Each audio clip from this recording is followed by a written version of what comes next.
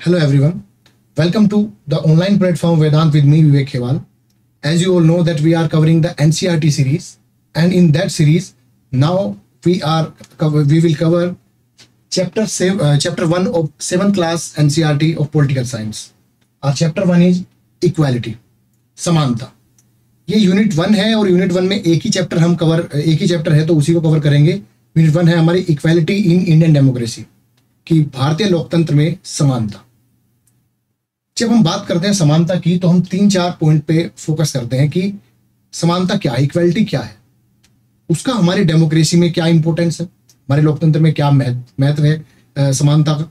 साथ ही साथ कि अगर इक्वालिटी सबके लिए कॉन्स्टिट्यूशन में इंश्योर की गई है फिर भी हम इसको इतना डिस्कस क्यों कर रहे हैं. क्या ये प्रैक्टिकली अभी तक इम्प्लीमेंट नहीं हो पाई, या प्रैक्टिकली हम देख नहीं पा रहे हैं उसको कि इक्वालिटी एग्जिस्ट करती भी है या नहीं, क्योंकि लीगली तो कॉन्स्टिट्यूशन के थ्रू कर ही रही है वो.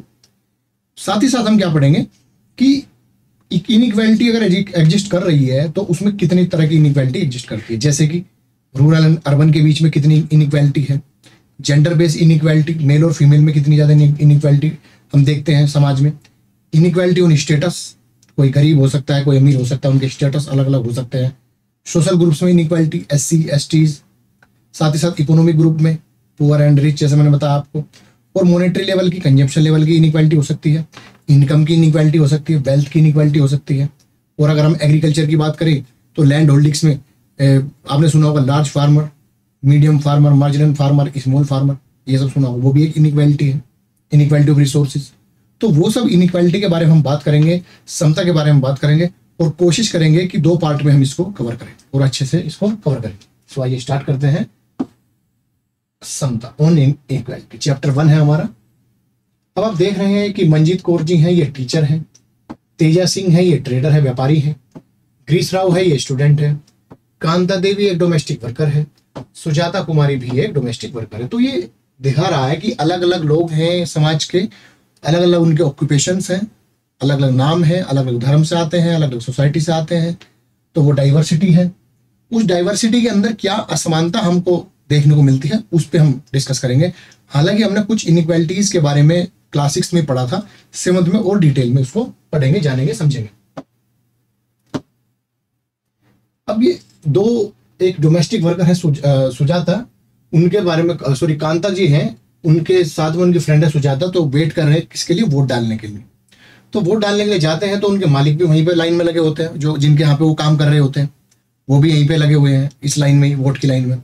तो आपस में डिस्कस कर रहे हैं कि वोटिंग के लाइन में अमीर भी है, गरीब भी है. तो इसका मतलब क्या है कि वोटिंग का अधिकार सबको है, बराबरी का अधिकार है वोटिंग का अधिकार. बट जब बात करते हैं उनके साथ में कि भाई जब वो घर जाते हैं तो सुजाता की, जो कांता की बेटी है, वो बीमार होती है, उसको पैसे की जरूरत होती है इलाज के लिए.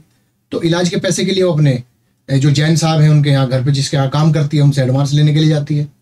एडवांस पैसे ले लेती है. तो वो जब भी इनको कहते हैं कि इनको हैबिट मत बनाना, तो कांता ये महसूस करती है कि वोटिंग की लाइन में तो हम एक ही लाइन में खड़े हुए हैं, बट जब हेल्थ की बात आती है तो जैन साहब को तो खड़ा नहीं होना पड़ता किसी लाइन में, क्योंकि उनके पास पैसे हैं, प्राइवेट इंस्टीट्यूशन में इलाज करा सकते हैं.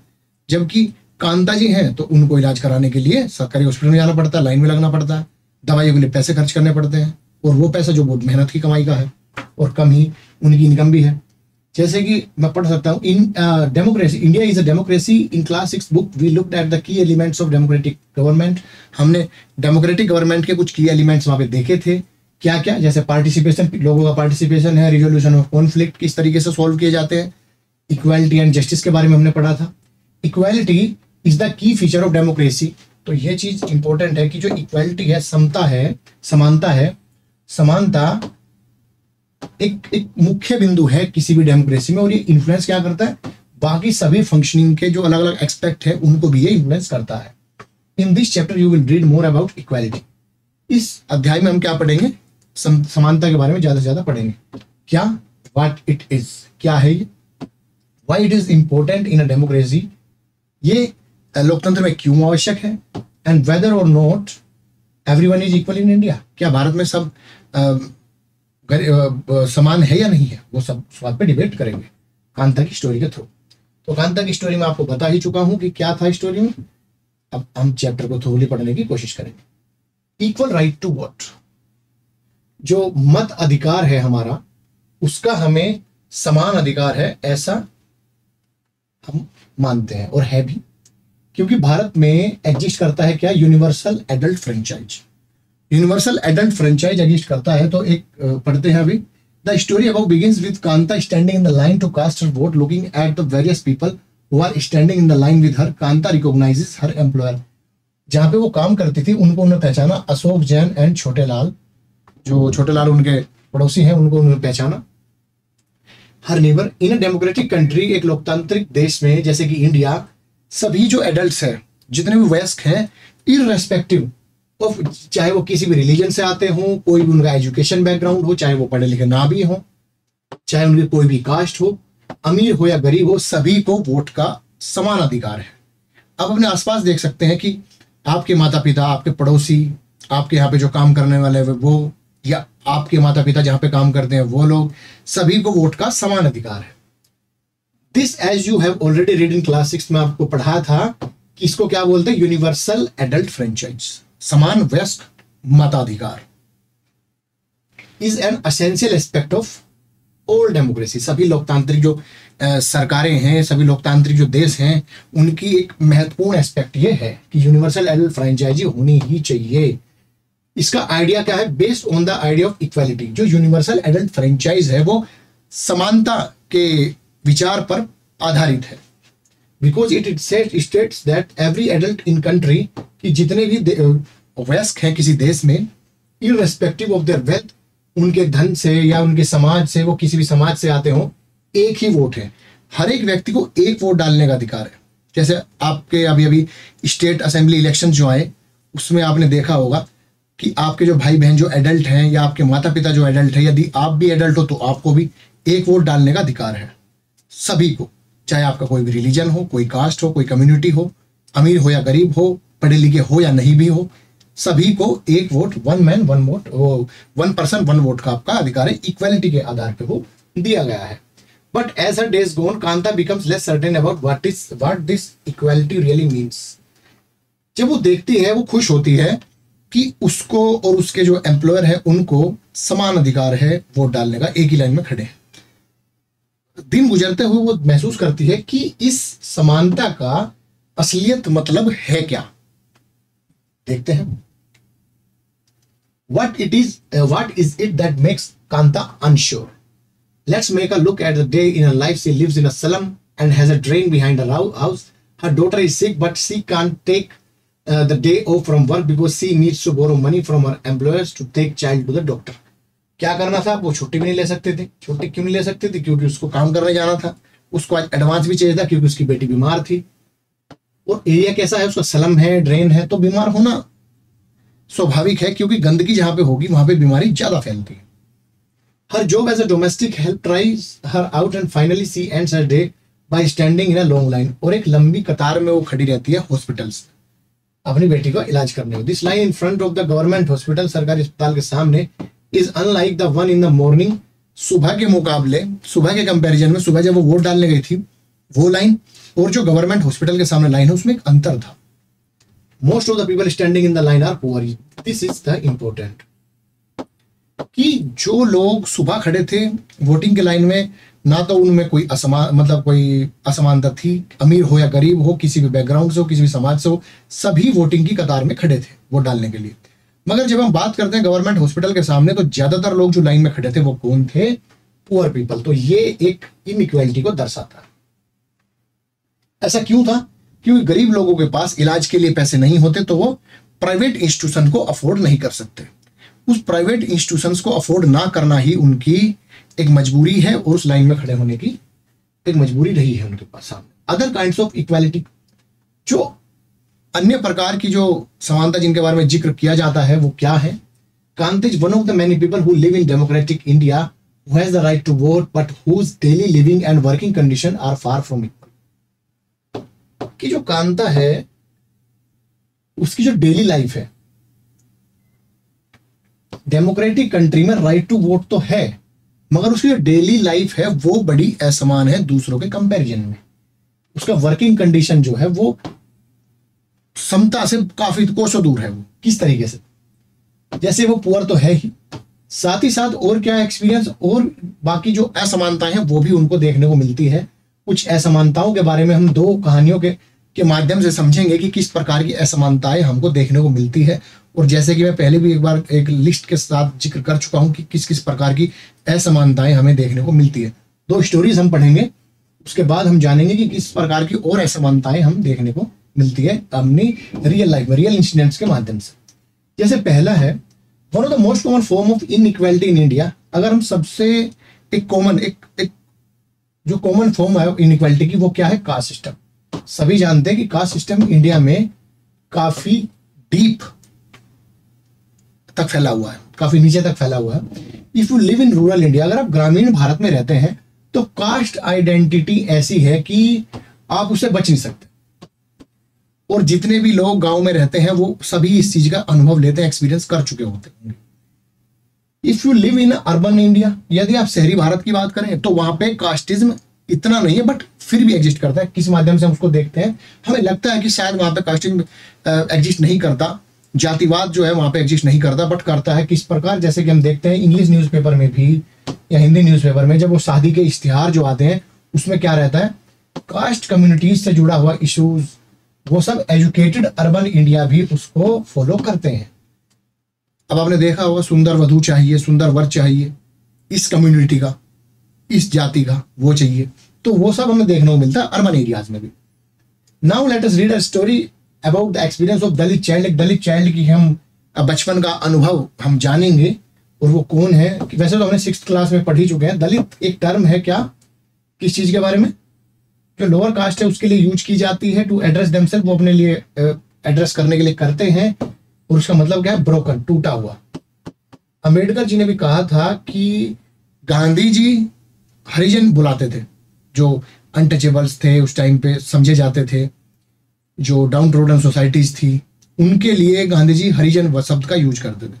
बट अंबेडकर जी को इस बात पे ऐतराज था कि हरिजन से वो जो सच्चाई है वो छुप जाती है। सच्चाई क्या है? दलित का मतलब है जो टूटा हुआ, ब्रोकन। क्यों टूटा हुआ? क्योंकि सोसाइटी की जो कास्टिज्म है उसके वजह से, वर्ण व्यवस्था की वजह से उनको डाउन ट्रोडन समझा जाता था। हर एक जगह उनके लिए असमानताएं के जो बैरियर्स हैं वो खड़े कर दिए जाते थे। वो ऐसे पानी नहीं भर सकते, एजुकेशन नहीं ले सकते, अस्पताल में नहीं जा सकते, टेम्पल में एंट्री नहीं कर सकते, वो सब चीज। By using this word, lower caste are pointing to how they were and continue to be seriously discriminated against. Dalit words को यूज करने के पीछे जो सबसे बड़ा बेसिक आइडिया है, एक तो ये कि दलित का मतलब ही है ब्रोकन, टूटा हुआ। क्यों? क्योंकि हर एक लाइफ के हर एक मोड़ पे उनके खिलाफ, उनके अगेंस्ट में जो भेदभाव उनको देखने को मिलते हैं, वही इस चीज को दर्शाता है, पॉइंट करता है दलित वर्ड। आगे बढ़ते हैं। ओम प्रकाश वाल्मीकि। ओम प्रकाश वाल्मीकि एक फेमस दलित राइटर है, इनके बारे में पढ़ेंगे। ओम प्रकाश वाल्मीकि जो फेमस दलित राइटर है, उनकी एक ऑटोबायोग्राफी है जिसका नाम है Joothan. I had to sit away from others in the class. उन्होंने अपना एक अनुभव बताया बचपन में पढ़ाई के दौरान की जो क्लास है उसमें वो सबसे दूर बैठते थे। चटाई भी उनको नहीं दी जाती थी, और कई बार जब चटाई पे बैठते थे तो चटाई के नीचे ही वो बैठते थे, उनको बैठने नहीं दिया जाता था। और सबसे पीछे बैठते थे, फ्रंट में भी नहीं बैठने दिया जाता था, डोर के पास, जो गेट के पास है। अंबेडकर जी ने भी, हमने 6th क्लास में पढ़ा था, अंबेडकर जी ने भी कुछ ऐसा ही जिक्र अपनी कहानियों के द्वारा किया था। Sometimes they beat me without any reason. और कभी कभी जो टीचर्स वगैरह है, स्टूडेंट्स वगैरह है, उनको बिना किसी रीजन के पीट भी देते थे। When he was in class 4th का जिक्र करते हैं कि हेडमास्टर ने ओम प्रकाश से क्या कहा कि पूरा स्कूल और प्लेग्राउंड आपको उसमें झाड़ू लगानी है, जबकि छोटे हैं। आप सोचिए कि 4th क्लास के बच्चे को पूरा स्कूल, पूरे प्लेग्राउंड को झाड़ू लगाने के लिए कहा जाए तो कैसा लगेगा? The playground was very large, the way larger than the small Fiji would handle and cleaning it. अब ओम प्रकाश जी छोटे थे, एज में भी छोटे थे, फिजिक्स में भी हल्के थे उनके शरीर से भी, और उनको ऐसा कहा गया तो बड़ी दिक्कत हुई। उनके पीठ में दर्द होने लगा, उनका पूरा फेस जो है वो डस्ट से कवर हो गया, and dust had gone inside mouth, मतलब उनके मुंह में भी डस्ट भर गई, धूल भर गई। ये आप देख सकते हैं उस ऑटोबायोग्राफी का फ्रंट कवर है झूठन का, ये वाला, a Dalit's life, cover of Om Prakash Valmiki's book Joothan, which talks about his experience growing up as a Dalit boy. तो हुआ क्या कि जो बाकी के बच्चे थे, बाकी के जो स्टूडेंट्स थे उनकी क्लास में जो पढ़ रहे थे, और वो क्या कर रहे थे, वो झाड़ू लगा रहे थे। Headmaster was sitting in the room watching मी, उनको देख रहे थे और उनको पानी भी नहीं दिया गया। आई स्वेप्ट द होल डे, पूरे दिन उन्होंने झाड़ू लगाई। From doors and Windows of the school room, जो विद्यालय है उसके कमरों से बच्चे झांक रहे थे, उन्हें देख रहे थे। Om Prakash was made to sweep school and the playground for next couple of days, और अगले कुछ दिनों तक भी ओम प्रकाश को स्कूल और प्लेग्राउंड को साफ करने के लिए कहा गया। This only came to an end, और ये खत्म कब हुआ, जब उनके फादर एक दिन, उनके पिताजी गुजर रहे थे और उन्हें देखा कि उनका बेटा झाड़ू लगा रहा है, तो वो टीचर के साथ कन्फ्रंटेड हो गए, उनके साथ भिड़ गए, लड़ गए कि आपने ऐसा क्यों कराया। और जाते हुए उसके हाथ को, ओम प्रकाश के हाथ को पकड़ के ले गए वो, और जोर से चिल्लाते हुए कहा कि आप एक अध्यापक है, तो मैं अब जा रहा हूं, मगर याद रखिएगा कि एक दिन he will study right here, और ये यहीं पे पढ़ेगा, और साथ ही साथ यही नहीं और ज्यादा और बाकी लोग भी जो दलित कम्युनिटी के वो भी यहीं पढ़ेंगे। तो सोचिए कि कितनी खतरनाक असमानता, कितनी खतरनाक जो वो एक डिस्क्रिमिनेशन था वो ओम प्रकाश जी के साथ हो। बाकी सब बच्चे पढ़ रहे थे, वो दलित थे, तो इसलिए उनसे झाड़ू लगवाई जा रही थी स्कूल और प्लेग्राउंड में। साथ ही साथ उनके साथ अन्य भेदभाव, पीटा जाता था बिना किसी रीजन के, टाट पट्टी पे बैठने भी नहीं दिया जाता था, बाहर बैठते थे, जमीन पे बैठते थे, डोर के पास बैठते थे, फ्रंट में नहीं बैठते थे। तो ये सब डिस्क्रिमिनेशन दलित होने की वजह से उनको झेलना पड़ा। दूसरी स्टोरी की ओर बढ़ते हैं। Based on a incident that took place in one of the India's largest city is common practice in most of the part of the country. एक बड़े शहर की घटना है, मगर ये घटना उस बड़े शहर की नहीं है, पूरे देश में ही ऐसी घटनाएं होती है। मिस्टर एंड मिसेज अंसारी एक शहर में जाते हैं और उन्हें रेंट पे एक रूम चाहिए। उस रूम को ढूंढने के लिए जाते हैं, जहां भी कहीं जाते हैं तो उनको एक ही बात कही जाती है, क्योंकि वो मिस्टर एंड मिसेज अंसारी थे, इस्लाम धर्म से बिलोंग करते थे, तो उनको समझा जाता था कि वो मीट तो खाते ही होंगे। तो कुछ लोग कहते थे कि हमें मीट खाने वाले नहीं चाहिए, नॉन वेजिटेरियन उनको नहीं चाहिए, जबकि साथ पड़ोस वाले घर में से मछली की खुशबू आ रही होती थी। तो प्रॉपर्टी डीलर जो उनको रूम दिखा रहा होता है वो क्या बोलता है कि आप एक काम कीजिए, आप अपना मिस्टर एंड मिसेज अंसारी से अपना नाम बदल लीजिए मिस्टर एंड मिसेज कुमार। मगर वो ऐसा करने से मना कर देते हैं, और 1 महीना लग जाता है उनको रूम ढूंढने में। क्यों? क्योंकि वो एक पर्टिकुलर कम्युनिटी से बिलोंग करते थे, तो इस वजह से उनको रूम नहीं मिला। तो ये भी डिस्क्रिमिनेशन हमें देखने को मिलता है। डिस्क्रिमिनेशन बेस्ड ऑन कम्युनिटी, ऊपर हमने देखा डिस्क्रिमिनेशन बेस्ड ऑन कास्ट या रिलीजन के ऊपर कह सकते हो आप ये डिस्क्रिमिनेशन हुआ। तो अंसारी जी के साथ जो डिस्क्रिमिनेशन हुआ वो भी हमें देखने को मिलता है। रिकॉग्नाइजिंग डिग्निटी, अब जो मानवीय गरिमा है उसका जो मूल्य है उसको समझने की कोशिश करेंगे कि किस प्रकार डिग्निटी, जो गरिमा है आपकी, जो गौरव है, वो किस प्रकार उसका हनन होता है, वो वोलेट होता है। You have understood by now that the caste we are born into, the religion we practice, the class background we come from, whether we are male or female, these are often things that determine why some people are treated unequally. आपकी cast क्या है, आप किस gender से belong करते हैं, किस समाज से आते हैं, आपका बैकग्राउंड क्या है, वो सब चीजें डिटरमाइन करती हैं कि लोग आपको किस तरीके से ट्रीट करते हैं, कितनी असमानताएं आपको झेलनी पड़ेगी। ओम प्रकाश वाल्मीकि और अंसारी के बारे में इन्होंने पढ़ा, अभी हमने स्टोरीज में पढ़ा अंसारीज के बारे में। उनको असमानता के तहत उनको ट्रीट किया गया, दे वर ट्रीटेड अनइक्वली। क्यों? क्योंकि उनका जो कास्ट थी, जो वाल्मीकि जी थे वो दलित कास्ट से आते थे, और जो अंसारी जी थे वो मुस्लिम कम्युनिटी से आते थे, रिलीजन से आते थे, तो इसलिए उनके साथ एक डिस्क्रिमिनेशन हुआ, भेदभाव।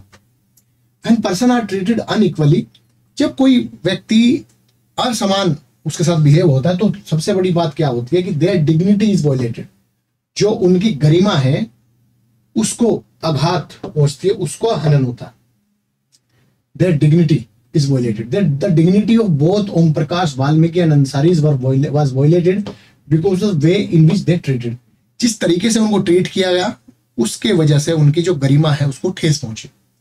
Bye picking on him and making him sweep the school because of his caste, उनकी कास्ट की वजह से उनको पूरा प्लेग्राउंड, पूरा स्कूल साफ करना पड़ा। ओम प्रकाश के स्कूलमेट्स और जो उनके टीचर हैं उन्होंने ओम प्रकाश की जो डिग्निटी है, उनकी जो गरिमा है उसको हर्ट किया and made him feel as he was less than equal to other student in the school. और उनको ऐसा महसूस कराया गया, एहसास कराया गया कि वो बाकी बच्चों से जो स्कूल में पढ़ रहे हैं उससे कम है, उनके समान नहीं है। Being a child, Om Prakash Valmiki could do very little about the situation he was in. जब वो छोटे थे वो कुछ नहीं कर सकते थे, तो कुछ भी नहीं कर सकते थे। इट वॉज हिज फादर, और उनके पिताजी ने जब उनके बेटे को झाड़ू लगाते देखा तो उन्हें गुस्सा आया कि by this in unequal treatment, वो जो असमान उनके साथ व्यवहार जो हो रहा था, और उसकी वजह से उन्होंने उनके टीचर के साथ वो भिड़ गए, उनके टीचर से कन्फ्रंट हुए, बहस हुई। The Ansari dignity was also hurt when person refuse to lease their apartment to them. और अंसारी की डिग्निटी, अंसारी की जो गरिमा थी वो किस तरीके से हर्ट हुई कि लोगों ने उन्हें उनके धर्म की वजह से, क्योंकि वो मुस्लिम थे, उस वजह से उन्हें कमरा देने से, किराए पे कमरा देने से इनकार कर दिया। However, when the property dealer suggested that they change their name, it was their dignity। जब उनको प्रॉपर्टी डीलर ने अपना नाम बदलने को कहा तो उनकी जो गरिमा थी, जो सेल्फ रेस्पेक्ट थी, उनके आत्मसम्मान था, उसने इसी सलाह को मानने से इनकार कर दिया। क्या आप भी अपना नाम बदल सकते हो? किसी ऐसी असमानता जो कि आप कर नहीं रहे, जो जिसमें आपका कोई योगदान नहीं है, आपके साथ हो रही है फिर भी असमानता, क्या अपना नाम बदल लोगे? अपने डिग्निटी को आप चेंज कर लोगे? अपने डिग्निटी के साथ खिलवाड़ कर लोगे? नहीं करेंगे। एक एग्जाम्पल दिया हुआ है, ये दीवार मूवी का एग्जाम्पल है, और आपने अगर दीवार मूवी देखी हो, नहीं देखी हो तो अपने पेरेंट्स से पूछिएगा। अमिताभ बच्चन का एक फेमस डायलॉग है उस दीवार मूवी में। क्या अमिताभ बच्चन उसमें मोची का काम कर रहे होते हैं और एक रिच पर्सन जो जूते से पॉलिश कराते हैं उनको सिक्का फेंक देते हैं। तो अमिताभ बच्चन उसमें जो बोलते हैं, एक बच्चा जो शू मेकर का काम कर रहा है, तो वो क्या बोलता है कि मैं गिरे हुए पैसे नहीं उठाता। ही फील्स दैट जो काम वो कर रहा है वो बड़ा गरिमापूर्ण है, अपने काम के साथ उसका सम्मान है, और सम्मान को अगर कोई ठेस पहुंचाता है तो आपको बुरा लगता है। आपका भी कुछ काम होगा, आपके पेरेंट्स कुछ काम करते होंगे, उसके बारे में अगर कोई गलत कहे, बुरा भला कहे, तो आपको बुरा लगेगा। वही है, वो जो बुरा लगना है वही आपकी डिग्निटी है, वही आपका आत्मसम्मान, आपका गौरव, आपकी गरिमा है। उसको अगर कोई ठेस पहुंचाता है तो आपको बुरा लगता है। Equality in Indian democracy. अब हम इंडियन डेमोक्रेसी में इक्वालिटी की बात करेंगे। पहले हम ये पढ़ते थे, Om Prakash and Ansari do not deserve to be treated like this, they deserve the same respect and dignity as anyone else. Om Prakash और अंसारी के साथ जो हुआ, जो गरिमा को उनको ठेस पहुंची, वैसा होना नहीं चाहिए था। उनको भी एक समान व्यवहार, एक समान ट्रीटमेंट, इक्वल ट्रीटमेंट की उनका अधिकार है। आप उनको कुछ खैरात में नहीं दे रहे, उनका अधिकार है वो कॉन्स्टिट्यूशन के आधार पे भी और एक इंसान होने के नाते भी, तो वो इक्वल ट्रीटमेंट होना चाहिए था। अब हम इक्वलिटी देखते हैं इंडियन डेमोक्रेसी के साथ। भारतीय लोकतंत्र में समानता के क्या महत्व, क्या है समानता? Indian constitution recognise every person as equal. Bharat का संविधान है सभी लोगों को इक्वल, समान नजर से देखता है। This means that every individual in the country, प्रत्येक नागरिक जो है हमारा, एवरी इंडिविजुअल, वो चाहे मेल है या फीमेल है, किसी भी कास्ट से आता हो, किसी भी रिलीजन से आता हो, किसी भी ट्राइब से आता हो, कोई भी एजुकेशनल बैकग्राउंड हो, कोई इकोनॉमिक बैकग्राउंड हो, सभी को इक्वल समझा जाएगा। ऐसा हमारा लोकतंत्र, ऐसा हमारा संविधान बताता है, कहता है। It doesn't, this is not to say that inequality ceases to exist. ऐसा नहीं कह सकते कि जो असमानता है वो अब एग्जिस्ट नहीं करती है। असमानता अभी भी एग्जिस्ट करती है, but at least in democratic India, कम से कम एक लोकतंत्र भारत में, जो प्रिंसिपल ऑफ इक्वालिटी है of all person is recognised. मतलब सभी व्यक्तियों के लिए, सभी लोगों के लिए समानता का जो भाव है वो हमने रिकॉग्नाइज किया कॉन्स्टिट्यूशन के माध्यम से। वाइल अर्लियर, जबकि पहले क्या होता था, earlier no law exist to protect people from discrimination. पहले कोई कानून नहीं था जो लोगों को भेदभाव से, इल ट्रीटमेंट से उन्हें बचा सके, इल ट्रीटमेंट से उन्हें बचा सके। तो अब एक ऐसा कानून है, हमारे जो आर्टिकल है, आर्टिकल 15, जो कॉन्स्टिट्यूशन में, जब आप कॉन्स्टिट्यूशन पढ़ोगे तो आर्टिकल 15 है, क्या है वो, अगेंस्ट द डिस्क्रिमिनेशन, जो भेदभाव के विरुद्ध जो कानून है वो हमारे यहाँ पे है। There are several that work to see that people are treated with dignity and equals. और कई जगह हमें देखा जाता है कि लोगों को समान भाव से, गरिमा से उनको देखा जाता है। This recognition of equality include some of the following provision in the constitution. कुछ प्रोविजन है उस इक्वालिटी को रिकॉग्नाइज करने के लिए, जैसे पहला, that every person is equal before the law. हर एक व्यक्ति कानून के सामने बराबर है, इक्वल है। What this means is that every person from the president of the country, Bharat के राष्ट्रपति से लेके कांता जैसी डोमेस्टिक वर्कर्स तक, has to obey the same law, समान कानून को मानना पड़ेगा। दूसरी चीज कि no person can be discriminated against on the basis of their religion, किसी भी व्यक्ति के साथ भेदभाव नहीं होगा रिलीजन के बेस पे, रेस के बेस पे, कास्ट के बेस पे, या जहां पे वो जन्म लिया है, प्लेस ऑफ बर्थ, या फिर फीमेल और मेल उसके जेंडर के बेस पे कोई भी भेदभाव नहीं होगा। तीसरा, every person has access to all public place including, सभी लोगों को जो पब्लिक प्लेसेस हैं जो सभी के लिए बने हुए हैं उनको एक्सेस करने का सभी को अधिकार होगा, जैसे कि playground, hotels, shops, markets. All person can use publicly available wells, जो कुएं हैं, सड़कें हैं, बाथिंग घाट्स हैं, उन सभी का इस्तेमाल हर एक व्यक्ति कर सकेगा। और चौथा क्या है, अनटचेबिलिटी हैज बीन एबोलिश्ड, और अनटचेबिलिटी जो है, जो छुआछूत है, उसको भी हमने खत्म कर दिया। The two way in which the government has tried to implement the equality that is guaranteed in the constitution, first through law, पहले तो कानून के तहत, और दूसरा जो गवर्नमेंट प्रोग्राम्स हैं, स्कीम्स हैं, उनके तहत भी हमने जो डिसएडवांटेज्ड कम्युनिटी है उनको मेन स्ट्रीम में लाने के लिए हमने कोशिश की। डाउन टूडन सोसाइटीज, रिजर्वेशन की आपने बात सुनी होगी, जो आरक्षण है, आरक्षण के माध्यम से, कानून के माध्यम से, कॉन्स्टिट्यूशंस में अलग अलग प्रोविजंस के माध्यम से हमने उस अनटचेबिलिटी को, उस इनइक्वालिटी को खत्म करने की कोशिश की है, और इक्वालिटी सभी के लिए लागू हो ऐसा करने का हमने प्रोविजंस लाए हैं कॉन्स्टिट्यूशन में, हमारे संविधान में। और दूसरी चीज क्या है कि गवर्नमेंट ने कुछ डाउन ट्रोडन सोसाइटी है, डिसएडवांटेज कम्युनिटी है, उनके लिए भी अलग अलग स्कीम, अलग अलग प्रोग्राम की व्यवस्था की है। There are several laws in India that protect everyone's right to be treated equally. In addition to the law, the government has also set up several schemes to improve the life of communities and individual who has been treated unequal for several centuries। और कुछ जो community है, कुछ जो society है, कई शताब्दियों से जो अनइक्वल ट्रीटमेंट उनका हो रहा था, उसको इक्वालिटी में बदलने के लिए हमारे यहाँ अलग अलग प्रोविजंस और अलग अलग प्रोग्राम्स, स्कीम्स के माध्यम से हमने वो काम करने की कोशिश की है। This schemes are to ensure greater opportunity for the people who have not had this in past, जो पिछले पास्ट में, भूतकाल में उनके पास नहीं हुआ करती थी। One of the steps taken by the government includes mid day meal. अब एक प्रोग्राम है मिड डे मील, आपने सुना ही होगा कि मिड डे मील का जो प्रोग्राम है वो गवर्नमेंट के द्वारा चलाया जाता है स्कूलों में। उसके तहत जो लंच टाइम पे, रिसेस टाइम पे मिड डे मील की व्यवस्था, खाने की व्यवस्था स्कूल में ही की जाती है। This refers to the programme introduce in the all government elementary school. जो सभी सरकारी एलिमेंट्री स्कूल्स हैं उनमें बच्चों को कुक्ड लंच, पका पकाया भोजन की व्यवस्था के लिए किया जाता है। और तमिलनाडु पहला स्टेट था भारत में जिसने ऐसा किया था। 2001 में सुप्रीम कोर्ट ने सभी राज्य सरकारों से गुजारिश की, एक ऑर्डर पास किया कि सभी राज्य सरकार 6 महीने के अंदर अंदर इस प्रोग्राम को स्कूल्स में लागू करें। This programme has had many positive effects, और इसके काफी सारे सकारात्मक प्रभाव हमें देखने को मिले, जैसे कि जो गरीब बच्चे हैं उनका जो इनरोलमेंट है और अटेंडेंस है स्कूल में वो बढ़ गई, एडमिशन ज्यादा हुए गरीब बच्चों के, और उन्होंने स्कूल को अटेंड करने का जो उनका एक रेशो था वो भी बढ़ा।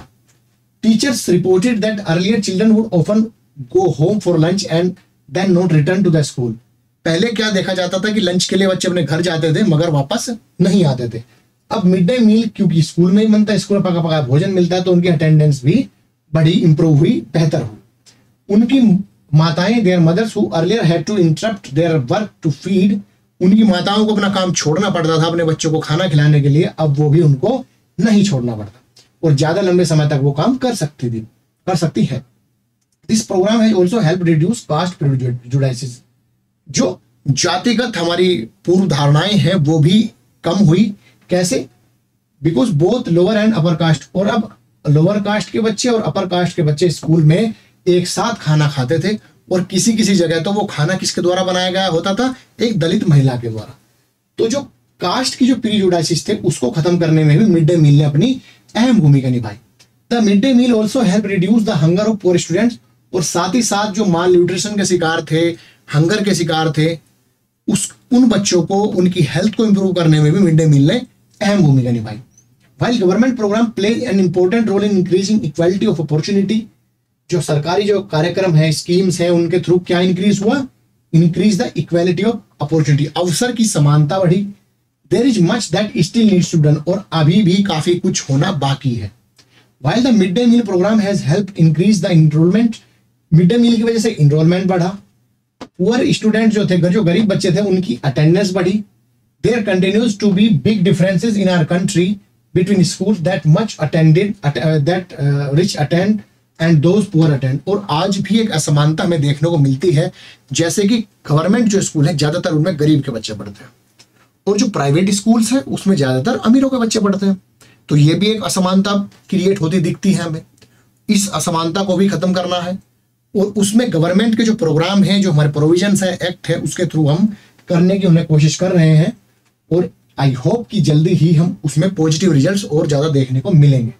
Even today there are several school in the country in which Dalit childrens like Om Prakash Valmiki are discriminated against, और काफी सारे स्कूल में हमें देखने को मिलता है, आए दिन हमें घटनाएं देखने को मिलती है, न्यूज़पेपर्स पढ़ने को मिलता है, तो उसमें देखते हैं कि कहीं कहीं आज भी जो अनइक्वल ट्रीटमेंट है बच्चों के साथ हो रहा है किसी किसी स्कूल में।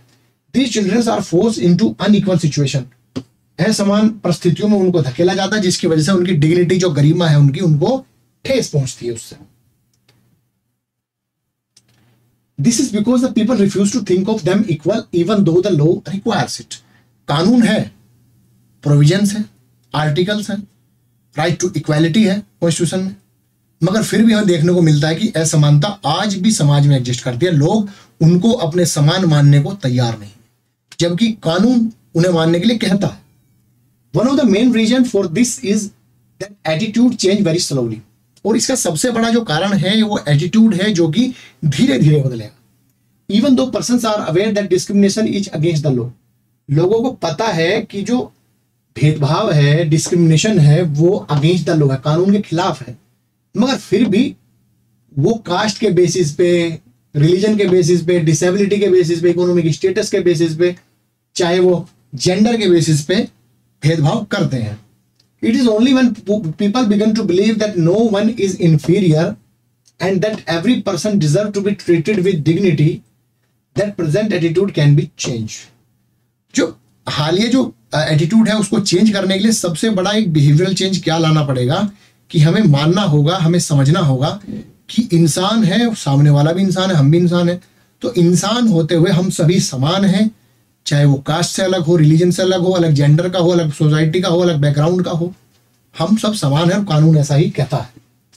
Establishing equality in democratic society, जो समता को लाने की जो कोशिश है, समानता को लाने की जो कोशिश है किसी भी डेमोक्रेटिक सोसाइटी में, ये एक लगातार चलने वाला संघर्ष है, और एक ऐसा संघर्ष है in which individual as well as various communities in India contribute to, and you will read more in this book.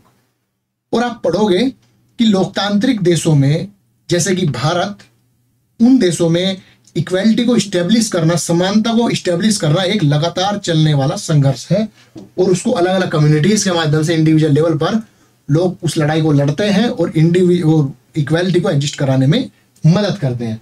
Ambedkar ji की एक बात हम यहाँ पे पढ़ेंगे, पिछले क्लास में भी हमने पढ़ा, और जब हम इक्वालिटी की बात करते हैं, इनइक्वालिटी को खत्म करने की बात करते हैं, तो अंबेडकर ना हो ऐसा हो ही नहीं सकता। It is disrespectful, disgraceful to live at the cost of one self respect. Self respect की बात करते हैं अंबेडकर जी, आत्मसम्मान की बात करते हैं। Self respect is a most vital factor. किसी के जीवन में सबसे ज्यादा जरूरी फैक्टर अगर कुछ है तो वो है आत्मसम्मान। Without it man is suffer to live worthily with self respect one has to overcome difficulties. It is out of hard and ceaseless struggle alone that one drives strength, confidence and recognition. Man is mortal, सभी को मरना है। Everyone has to die someday or other, but one must resolve to lay down one's life in enriching the noble ideals of self-respect, in bettering one's human life. Nothing is more disgraceful for brave man than to live life of devoid of self-respect. आत्मसम्मान के बिना अगर कोई जी रहा है तो उससे बड़ा दुख, उससे बड़ा कष्ट कुछ हो नहीं सकता। Issues of equality in other democracy. अब हम बात करेंगे कि समानता के जो मुद्दे हैं अन्य लोकतांत्रिक देशों में वो क्या है। You are probably wondering whether India is only democratic in which there is inequality and where struggle for equality continues to exist। हो सकता है आपको ऐसा लग रहा हो कि केवल भारत में ही इनइक्वालिटी एग्जिस्ट करती है, बट ऐसा है नहीं। जो हमारे पश्चिम के देश है, पाश्चात्य सभ्यता है, उनमें भी इनइक्वालिटी एग्जिस्ट करती है। जैसे कि यूएसए का एग्जाम्पल दिया, अमेरिका का एग्जाम्पल दिया कि अमेरिका में जनरली क्या होता था कि जो अफ्रीकन अमेरिकन है, जो वहां पे स्लेव बना के लाए गए थे अफ्रीका से अमेरिका में काम कराने के लिए, स्लेव के थ्रू आए थे वो स्लेव बन के, उनको 1950 तक भी समान अधिकार नहीं मिले थे। इवन बस स्टॉप अलग हुआ करते थे, रहने की कॉलोनियां अलग हुआ करती थी, अपॉर्चुनिटी जो अवसर की समानता थी वो भी एग्जिस्ट नहीं करती थी। और आजकल भी आप पढ़ते होंगे, भले ही वहां पे कानून आ गया हो, कि आजकल भी वो बताएंगे कि क्या हुआ था। अफ्रीकन अमेरिकन जो वुमेन थी, एक रोजा पार्क्स, उन्होंने एक बार एक व्हाइट को सीट देने से मना कर दिया था, और वहीं से शुरू हुआ एक आंदोलन, क्या, सिविल राइट मूवमेंट, जो नागरिक अधिकार आंदोलन है यूएसए में, वो शुरू हुआ। और 1964 में 1964 में एक एक्ट पास हुआ, सिविल राइट एक्ट 1964, जो सभी को एक समान, मतलब एक समान अधिकार देने की बात वो करता है। और जो रोजा पार्क्स के साथ वो जो घटना हुई थी वो कब हुई थी? 1 दिसंबर 1955 के टाइम पे। यह रोजा पार्क जी हैं जिन्होंने वो आंदोलन की जिन्होंने शुरुआत की थी। और 1964 में एक एक्ट पास हुआ जिसका नाम था सिविल राइट एक्ट्स ऑफ 1964, और मूवमेंट का नाम क्या था? Civil rights movement. तो ये इंपॉर्टेंट है। तो सोचिए कि अमेरिका जैसे देश में 1955 या 1964 तक असमानता एग्जिस्ट करती थी on the base of their colour, on the base of colour of their skin, on the base of race, on the base of tribe etcetera. उसके बाद क्या हुआ कि डिस्क्रिमिनेशन को, भेदभाव को प्रोहिबिट कर दिया गया, बैन कर दिया गया on the basis of race, race के आधार पे, रिलीजन के आधार पे, या नेशनल ओरिजिन के आधार पे किसी के साथ भी भेदभाव नहीं होगा। साथ ही साथ क्या कहा गया कि जो स्कूल्स है अब वो अफ्रीकन अमेरिकन चिल्ड्रन जो है उनके लिए खोले जाएंगे, that they would no longer to attend separate school. अब उनको जरूरत नहीं है अलग से स्कूल में जाने की। However, despite this, a majority of African American continues to among the poorest in the country। फिर भी आज भी सबसे ज्यादा जो गरीब उस देश में है, अमेरिका में है, वो कौन है? अफ्रीकन अमेरिकन लोग वहां पे एग्जिस्ट करते हैं। Most African American children can only afford to attend government school. और ज्यादातर जो अफ्रीकन अमेरिकन जो बच्चे हैं, वो स्टूडेंट्स हैं, वो कौन से स्कूल अटेंड करते हैं? गवर्नमेंट स्कूल, जहाँ पे सुविधाएं भी नहीं है, वेल क्वालिफाइड टीचर भी नहीं है, क्योंकि अमेरिका एक कैपिटलिस्ट कंट्री है। Most of their welfare schemes भी वहाँ पे ज़्यादातर नहीं चलाई जाती, वहाँ पे ज़्यादातर काम प्राइवेट हैंडल करते हैं, और प्राइवेट में अच्छी सुविधाएं मिलती हैं। मगर अफ्रीकन अमेरिकन क्या है, वो थोड़े से गरीब हैं, तो उसके लिए क्या है कि उनके लिए गवर्नमेंट की स्कूल की सुविधा है जो कि इतने अच्छे नहीं है as compare to private school.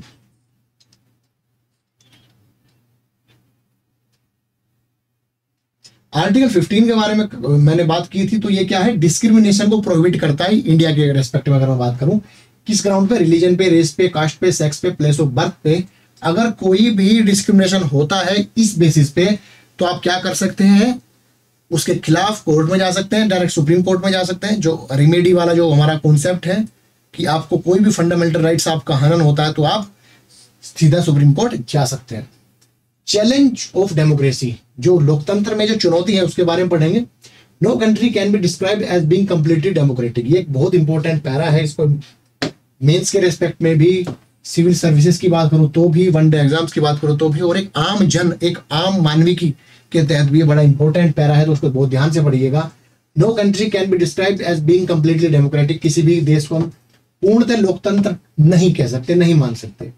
There are always communities and individuals trying to expand the ideas of democracy, push for greater recognition of equality।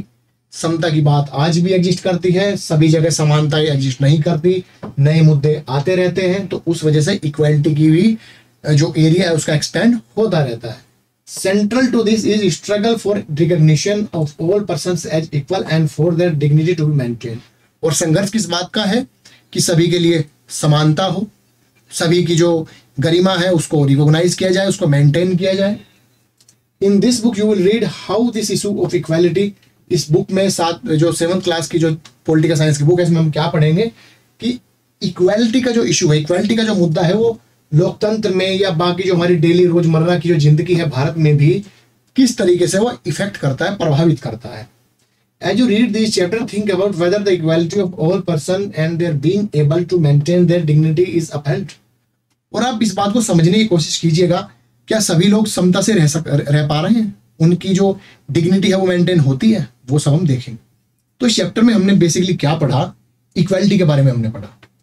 Equality क्या, कि किस तरीके से वो एग्जिस्ट करती थी, किस तरीके से हमने उसको लागू किया, कानून के माध्यम से, कॉन्स्टिट्यूशन के माध्यम से लागू किस प्रकार किया, और इक्वालिटी इनइक्वालिटी किस प्रकार हमारे सोसाइटी में एग्जिस्ट करती है, रेस के माध्यम से हो, रिलीजन, कास्ट, क्रीड, बर्थ के माध्यम से, सेक्स के बेस पे किस प्रकार इनइक्वालिटी एग्जिस्ट करती थी। कहीं कहीं 2-3 स्टोरीज हमने पढ़ी, शांता की स्टोरी पढ़ी, वाल्मीकि जी जो थे राइटर, दलित राइटर, उनकी स्टोरी पढ़ी, अंसारीज की स्टोरी पढ़ी।